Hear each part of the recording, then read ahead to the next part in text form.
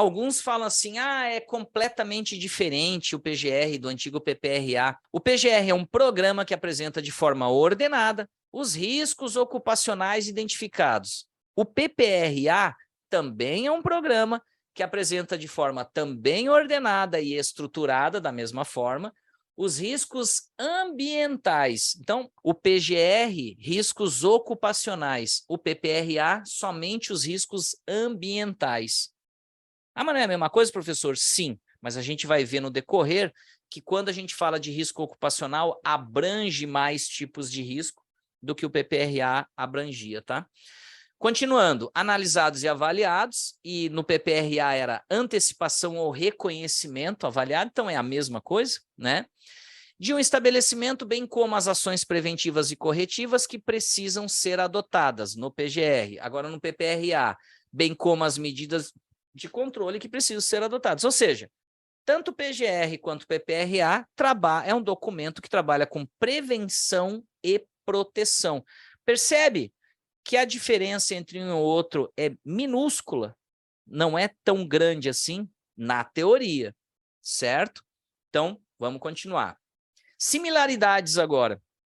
Agora eu vou mostrar para vocês como eles são semelhantes realmente, o PGR do PPRA.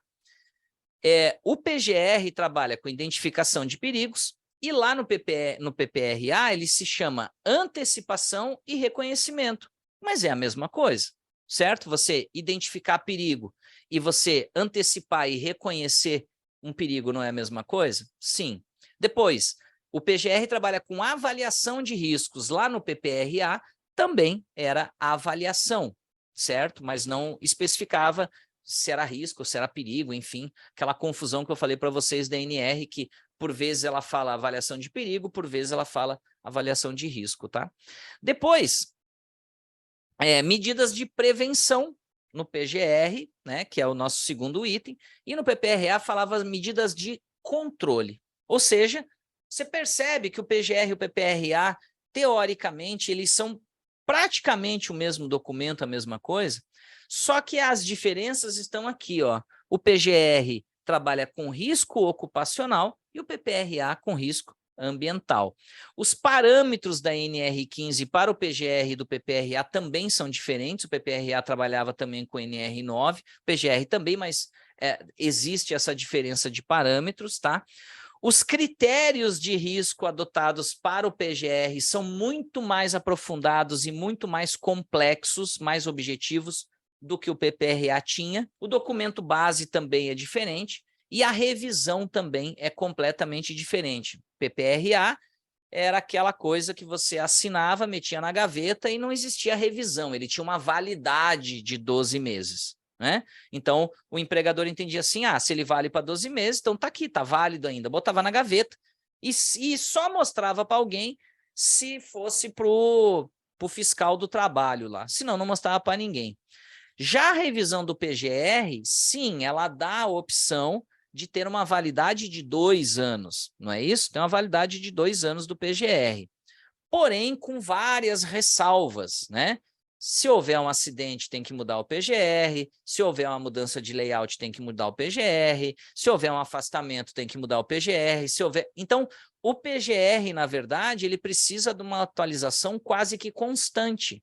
O PGR realmente é um refinamento, é um aprofundamento do PPRA. Agora o PGR versus o LTIP. O que é o LTIP? Laudo técnico de insalubridade e periculosidade. Lembrando, né? Laudo de insalubridade NR15, né? Baseado no NR15, trabalhista, e laudo de periculosidade NR16, também trabalhista, né? Tá? Então, o PGR, mais uma vez, como a gente já leu aqui atrás, é a mesma coisa, né? Um programa, riscos ocupacionais, tal, com ações prevencionistas e corretivas. Então, o PGR tem a função de prevenção e proteção. Já os laudos técnicos de insalubridade e periculosidade, eles não são um programa. Eles são documentos sobre responsabilidade das empresas que apresenta o exercício de trabalho em condições insalubres, exposição a risco prejudicial à saúde, ou periculosas, exposição a risco acentuado, né, ou a risco de morte, tá? bem como as informações sobre a eficácia das medidas de controle existentes. Não basta simplesmente, num laudo de insalubridade, atestar que é insalubre. Você tem que comprovar que os EPIs, se existem, né, são eficazes, tá? Ou não, né? Tá? Mas o laudo de insalubridade ele funciona desse meio. E lá na NR15, ele também te dá cada tipo de insalubridade, ele já te dá o grau. A própria NR15 te diz, esse risco é considerado risco de grau médio. Pronto. Então você sabe, né? Insalubridade de risco baixo 10%, médio 20% e alto 40%, tá? Então você já a própria NR te dá o grau dessa insalubridade, tá? A finalidade do laudo, então, é caracterizar ou descaracterizar a percepção de insalubridade e ou periculosidade pelo trabalhador. Perceba, mesmo que o trabalhador não esteja num local insalubre, ele precisa ter um laudo de insalubridade atestando que não é insalubre. Então, o laudo de insalubridade, o laudo de periculosidade em determinados tipos de atividade, eles precisam existir ou para atestar que sim, são insalubres e qual é o grau de insalubridade, ou são periculosos, né? Periculosidade é só um grau, né? O 30% só. Tá? Não tem essa gradação igual à insalubridade, mas também ele precisa ter um laudo para dizer, não é insalubre, está tudo ok, por causa disso, essa medida aqui é eficaz, essa aqui é eficaz, essa medida... E os laudos, eles não são programas de prevenção e proteção, eles são caracterização, PGR e laudo técnico de insalubridade e periculosidade. Então, coloquei aqui só para ficar mais claro, né? O PGR é prevenção e proteção, medidas de controle, né? As NR, 6, 10, 12, 24, 30, 35, enfim, identificação de perigos e avaliação dos riscos, o PGR. O laudo de insalubridade e periculosidade é uma caracterização e declaração, que são os próprios laudos em si. Vai enquadrar ou não o trabalhador como insalubre, que grau de insalubridade, né? Grau 1, grau 2 e grau 3, ou o laudo de periculosidade se enquadra ou não em trabalho periculoso na NR16, tá? Não podia deixar de falar também sobre o PGR versus o LTCAT. O LTCAT também, assim como o laudo de insalubridade, ele tem a função de caracterização e declaração, ele não é um programa. O PGR a gente já viu o que é um programa de prevenção e proteção, o LTCAT é um documento sobre responsabilidade da empresa que representa a existência de agentes nocivos no ambiente de trabalho, bem como informações sobre a existência de proteção coletiva ou individual, e a sua eficácia, no caso de ruído, esse tipo de coisa, né? Vibração e tal. A finalidade do laudo é caracterizar se há ou não há efetiva exposição dos trabalhadores a agentes nocivos que vão ensejar o quê? Uma aposentadoria especial. O LTCAT é um documento puramente previdenciário, como a gente já leu no slide anterior, e o LTCAT, caracterização e declaração, né? LTCAT, PPP e FAI, né? Toda a parte de meio ambiente, toda a parte de exames ocupacionais, de ASO, toda essa parte, ela vai surgir a partir da identificação, da avaliação dos riscos que você fizer lá no teu PGR. Estrutura mínima do PGR. Professor, mas... Por que mínima? Porque menos que isso não pode ter o teu PGR. Pode ter mais? Pode, claro que pode. E tem mais. O PGR ele não começa no inventário de riscos e ele não termina no plano de ação. Por que que o PGR não começa no inventário de risco? A gente viu agora há pouco a questão de gestão, ou seja, antes de a gente entrar com o inventário de riscos, a gente tem que reunir os interessados, a gente tem que fazer um levantamento atual da empresa, gerar alguns documentos, conversar com o preposto da empresa, conversar com os trabalhadores. Então, a gente tem todo um processo antes, né? Antes de entrar com o PGR propriamente. A gente tem a implantação, que na verdade é a própria implantação do GRO, como a gente viu na primeira aula, certo? Então, a gente implanta o GRO primeiro, né, através dessas ações de gerência, não começa e depois disso é que a gente vai fazer inventário de risco. E também não termina no plano de ação. Por quê? Porque aqui a gente a gente escreve, a gente lança todas as medidas de prevenção dos riscos, da avaliação de riscos identificados, certo? Só que depois disso, o que a gente tem que fazer? A gente tem que implementar essas ações. E depois a gente tem que avaliar E depois a gente tem que padronizar, ou seja, o PGR também não acaba no plano de ação. PGR, esse mesmo slide tem na nossa primeira aula lá, eu repeti ele para vocês verem que a gente está tratando da mesma coisa, tá? O nosso PGR é dividido em identificação de riscos e avaliação de riscos, que é o nosso inventário de riscos, e o nosso plano de ação são as medidas de prevenção, né? Que é eliminar perigo, reduzir ou controlar os riscos, substituição, controles administrativos e EPIs. Essa aqui é a estrutura completa do nosso PGR. O PGR deve ser elaborado por estabelecimento. Lembrando, tá, pessoal? A NR trata a empresa como estabelecimento. Ela é dividida em vários CNPJs, ou seja, quando você vê essa palavra aqui, estabelecimento, ela se refere diretamente a CNPJ e não a empresa. A NR não fala empresa porque existem empresas que a mesma empresa possui vários CNPJs. Então, quando a NR trata com a palavra estabelecimento, ela quer dizer CNPJ, certo? Então, entenda isso. O PGR deve ser elaborado por CNPJ, tá? Independente de ser da mesma empresa ou não, por estabelecimento.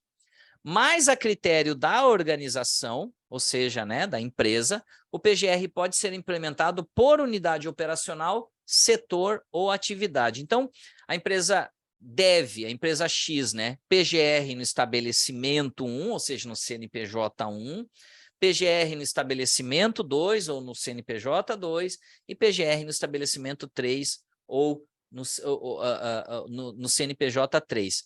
Isso quer dizer o quê? Se no estabelecimento 1 tiver várias fontes de risco, vários setores, um único documento, todo dividido. A organização ela pode optar por fazer um PGR para cada estabelecimento ou para cada atividade daquela empresa. Obviamente, daí embaixo que eu coloquei, né, a empresa deverá considerar qual das duas formas será mais benéfico no sentido de implementação e acompanhamento. Responsabilidades agora sobre o PGR, agora aquilo que a gente estava conversando no início da aula também. Os documentos integrantes do PGR devem ser elaborados sobre a responsabilidade da organização. A empresa é a única responsável por ter ou não um PGR, respeitando o disposto das demais NRs, e esse PGR, obviamente, deve ser datado e assinado. Pelo que diz na NR1, qualquer vivente, qualquer ser humano pode elaborar um PGR. Porém, a responsabilidade do PGR é da organização. Então, por uma questão óbvia, né? A empresa vai terceirizar esse serviço, vai contratar esse serviço de uma pessoa que entenda do assunto. Um profissional que não é da segurança do trabalho não sabe uma medição ocupacional, não sabe fazer um PGR, não adianta. Então, né? Mas a responsabilidade é do preposto da empresa, é do proprietário da empresa, é quem responde pela empresa, esse sim vai ser o responsável direto por esse PGR. Qualquer um pode fazer o PGR? Sim, qualquer um. Qualquer um deve fazer o PGR? Não. Você não pode fazer uma coisa que você não sabe. Que as responsabilidades, a elaboração, a implementação e acompanhamento de um PGR é feito por uma equipe multidisciplinar. Pessoal, vocês vão ver na próxima aula, quando a gente começar a montar um PGR, vocês vão ver que é impossível, ou quase impossível, você montar um PGR sozinho. É quase impossível. Você vai ter que ter contato com várias pessoas, vários tipos de profissionais, você vai ter que ter reuniões com essas pessoas, você vai ter que trocar informações com essas pessoas para que o teu PGR saia. Que o PGR, ele é montado através de equipes multidisciplinares, ou seja, várias pessoas que conhecem vários assuntos, práticas e técnicas diferentes. E juntando tudo isso, você vai formar o teu PGR. Por isso que eu digo que a segurança do trabalho, pessoal, ela não é feita de um profissional só. Por isso que a gente precisa se dedicar bastante aí nessa questão de liderança, essa questão de gestão de equipe. E por fim, pessoal, só para a gente concluir, a gente iniciou essa aula falando de risco e perigo, e agora a gente vai encerrar novamente com risco e perigo pela importância que isso tem. Identificar perigo compreende em, para resumir então, para a gente já na próxima aula, quais são os métodos e ferramentas para análise de risco, e também a gente vai entrar já no primeiro exemplo aí de um preenchimento de um primeiro PGR, tá? Então, identificar perigos compreende em encontrar o que é encontrar, investigar e pesquisar, reconhecer e descrever os perigos. Análise de risco é o processo de compreender a natureza desse risco e determinar o nível desse risco, se é médio, baixo, grave, muito grave, intolerante, esse tipo de coisa. Sendo o nível de risco a sua magnitude expresso em termos de uma combinação de consequência pela probabilidade que a gente viu no início da aula.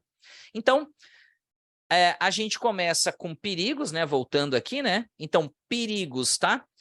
A gente vai identificar levantamento preliminar dos perigos, descrição desses perigos, identificação das fontes desse perigo, possíveis lesões e agravos à saúde por conta desse perigo e indicação do grupo de trabalhadores expostos, tá? Quantos trabalhadores estão expostos? Eu vou compartilhar com vocês também essa pequena planilha embaixo aqui, que nada mais é do que um APR, né? Uma análise preliminar, um APP, desculpe, análise preliminar de perigo, tá? Então você vai colocar aqui, ó, perigo, evento ou situação, que é o levantamento preliminar e descrição, né? Qual é o perigo, evento ou situação perigosa na empresa? Você descreve sucintamente aqui. Qual é a fonte ou a circunstância desse perigo? Vamos supor, trabalho em altura. Qual é a fonte ou a circunstância? Queda, né? Resumidamente. Possíveis lesões ou agravos. Pô, o cara pode ir a óbito, pode fraturar, pode, enfim, né? Medidas de controle existentes. E as informações adicionais é o que você achar por bem, né? Como adicional, se é correto a maneira como trabalha, o que tem que melhorar, o que não tem, enfim. Veja que na primeira aula a gente falou uma porção de coisas sobre perigo e agora eu reduzi toda a identificação de perigo para vocês numa só tela. Perceba que na medida que vai passando as aulas, a gente está afunilando, certo? A gente está resumindo tudo isso, tá? Mas era necessário a gente falar anteriormente sobre tudo aquilo para chegar nesse ponto aqui. Técnicas e ferramentas para analisar perigos, para identificar perigos. A gente falou na primeira aula também sobre análise análise preliminar de perigo, APP, o FIMEA, que eu já compartilhei com vocês lá na primeira aula, planilha, análise de causa e efeito, que é o diagrama de Ishikawa, né, a espinha de peixe, ou análise dos 6 M's, né, que eu também compartilhei com vocês essa ferramenta em Excel lá na primeira aula, é só você baixar lá. Matriz de probabilidade e consequência, que é o que a gente vai começar a trabalhar aqui hoje também, e na próxima aula também, que a gente vai se utilizar da BS 8800, tá? O brainstorm, né, que nada mais é do que aquela troca de ideias, né, aquela tempestade de ideias, onde você senta com um grupo de pessoas e começa a analisar determinado risco e vai anotando a visão de cada um e depois a gente chega num determinante comum, né? Então também de perigo, desculpe. Então também serve como uma técnica e ferramenta de análise de perigo. E as listas de verificação, né, pessoal, que nada mais é que eu também compartilhei com vocês lá na primeira aula, o checklist aberto ou fechado, né? Lembra? O checklist é uma lista de verificação, por exemplo, a aberta, né? A aberta é quando você não tem parâmetros, né? Você vai lá na empresa, identifica o perigo, identifica o agravo, o que pode acontecer e indica algum tipo de ação. E o checklist ou a lista de verificação fechada é aquela quando você já tem, né, os procedimentos e você só coloca conforme, não se aplica, né? Daí você trabalha só com um xizinho lá, mas daí para você trabalhar com checklist fechado, uma lista de verificação fechada, você já deve conhecer daí o processo, né? A identificação dos perigos será algo semelhante, então, portanto, né, a essa ilustração. Essa aqui é uma das ferramentas, aqui é uma análise preliminar de perigo, tá, pessoal? Que eu também compartilhei com vocês lá. Tem isso aqui também lá no Excel de vocês, tá? Então, basicamente, não precisa ser necessariamente igual a esse, tá? Mas isso aqui é para dar uma ideia, né? Mas precisa ter minimamente isso para uma análise de perigo. Então, você vai caracterizar o ambiente, vai descrever minimamente o ambiente lá, né? Vai caracterizar o processo, o que produz, o que faz, quantas pessoas... Ah, não, depois é lá embaixo. Então, o que faz, como é que é feito, quanto tempo de trabalho, enfim, vai caracterizar o processo. Depois vai caracterizar a atividade e, por fim, vai dizer aqui quantos trabalhadores estão expostos a essa caracterização de ambiente. E aí sim, aí você faz o que a gente fez no slide anterior. Identifica o perigo, a fonte, as possíveis lesões, caso esse perigo se transforme num risco, as medidas de controle que existem na empresa e informações adicionais. Isso é uma análise preliminar de perigo, certo? Então, isso aqui é a primeira coisa que você vai fazer para começar o teu PGR. Avaliação de riscos, que são... O que é avaliar risco? Você vai medir o nível de risco, a severidade versus a probabilidade e a classificação desses riscos, a ordem de gravidade. Então, no nível de risco, você está fazendo a análise desse risco, ou seja, você vai analisar a severidade versus a probabilidade desse risco acontecendo. Isso você está analisando.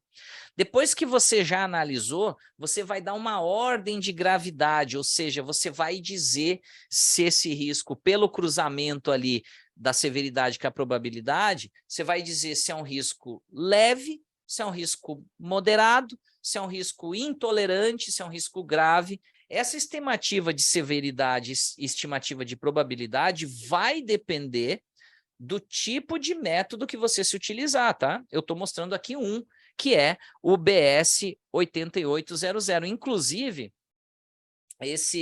essa norma BS 8800 eu também estou disponibilizando para vocês lá, para vocês verem como que funciona, tá? Mas ela tem tudo isso que eu estou mostrando para vocês aqui, tem tudo lá na norma BS 8800. Mas você pode usar outras? Sim, pode. Tanto a estimativa de severidade quanto a estimativa de probabilidade vai depender do método que você escolher. E esse método que você escolher tem que estar citado lá na gestão de risco. Qual vai ser o método? Qual vai ser essa característica, essa metodologia que você vai se utilizar? Estimativa de severidade. Pela BS 8800, a gente tem aqui o peso, né? 1, 2, 3, e a categoria. Peso 1, levemente prejudicial, peso 2, prejudicial, e peso 3, extremamente prejudicial.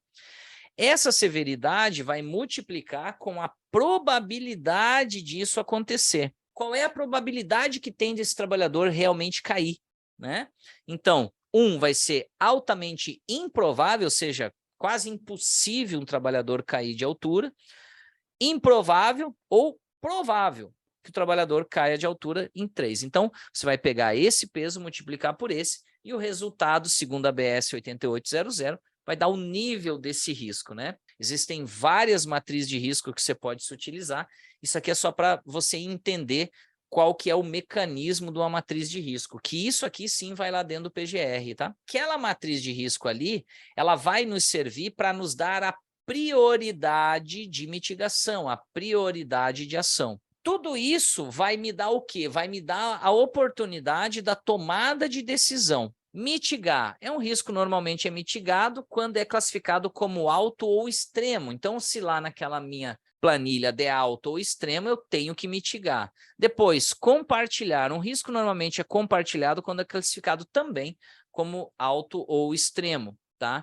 Mas a implementação de controles não apresenta um custo-benefício adequado. Depois, evitar. Um risco normalmente é evitado quando é classificado também como alto ou extremo, e a implementação de controles apresenta um custo muito elevado, inviabilizando a sua mitigação. Por fim, um risco normalmente é aceito quando seu nível está nas faixas de apetite a risco, né, no verdinho lá embaixo, ou no azul como tolerável, tá? Essas tomadas de decisão foram tiradas lá do CGU, né, que é a metodologia de gestão de risco lá do governo.